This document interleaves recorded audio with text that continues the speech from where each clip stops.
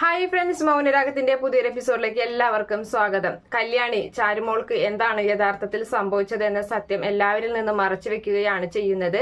എങ്കിൽ പോലും സോണിക്ക് അതൊന്നും സഹിക്കാനാകുന്നില്ല. തന്റെ കുഞ്ഞിന് എന്താണ് സംഭവിച്ചത്, ഏത് ഹോസ്പിറ്റലിലാണ് കൊണ്ടുപോയത് എന്നുള്ള ആ ഒരു പരിഭ്രാന്തിയിൽ അവരങ്ങനെ നിൽക്കുകയാണ്. കല്യാണം വേണ്ടെന്നൊക്കെ പറഞ്ഞിട്ടാണ് നിൽക്കുന്നത്. മോളെ കിട്ടിയിട്ട് മതി, മോളെ കൊണ്ടുവന്നിട്ട് മതി എന്നൊക്കെ പറയുന്നുണ്ട്. ഇതേ സമയത്താണെങ്കിൽ ആ ഗുണ്ടകള് കുഞ്ഞിനെ വിലപേശുന്ന രീതിയിൽ കുഞ്ഞിനെ ഉപദ്രവിക്കുന്ന വീഡിയോ ഒക്കെ എടുത്ത് അവൾക്ക് അയക്കുകയാണ്. സോണിയുടെ മൊബൈലിലേക്കായിട്ട് രാഹുലിന്റെ കയ്യിൽ നിന്നും ഫോൺ നമ്പറൊക്കെ വാങ്ങിയിട്ട് ആ ഒരു കാഴ്ച കാണുമ്പോൾ നമ്മുടെ സോണിക്ക് സഹിക്കാനാകുന്നില്ല. സോണി ആകെ പൊട്ടിക്കരയുന്നുണ്ട്.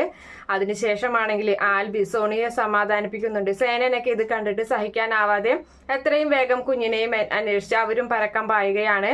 പോലീസിനെ അറിയിക്കുന്നുണ്ട്. അതേ സമയത്ത് രാഹുലിന് ഒരുപാട് സന്തോഷമാകുന്നുണ്ട്.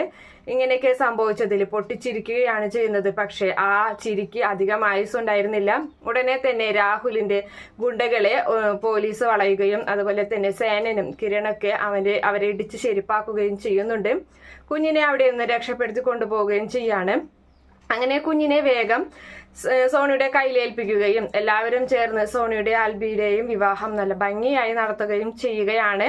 അതേ സമയത്ത് ഈ ഗുണ്ടകളെ ചോദ്യം ചെയ്യുമ്പോൾ ഇതിന്റെ എല്ലാത്തിനും പിന്നില് രാഹുലാണെന്നും അതുപോലെ തന്നെ അർജുനെ കുത്തിയതിന്റെ പിന്നിലും രാഹുലാണെന്നുള്ള കാര്യങ്ങളൊക്കെ പോലീസ് അവരെ കൊണ്ട് തത്ത പറയിക്കുന്ന പോലെ പറയിക്കുകയാണ്. അതിനുശേഷം രാഹുലിനെയും അറസ്റ്റ് ചെയ്ത് കൊണ്ടുപോകുന്ന ഭാഗമൊക്കെ നമുക്ക് അടുത്ത ആഴ്ചയിൽ കാണാൻ സാധിക്കും. Okay friends, bye, thank U.